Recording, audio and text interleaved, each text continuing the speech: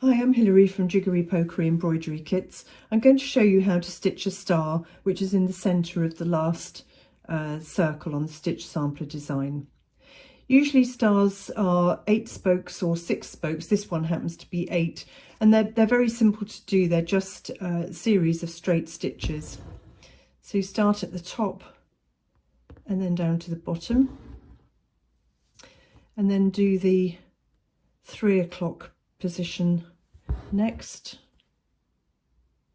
coming out at the 9 o'clock, and then up to the next one,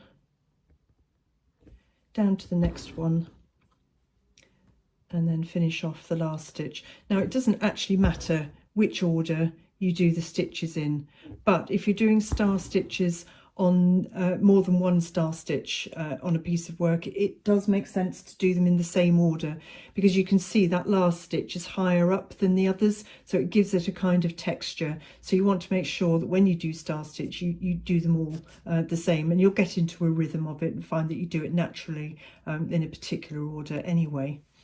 And then this one is finished off with a little band of French knots around the outside.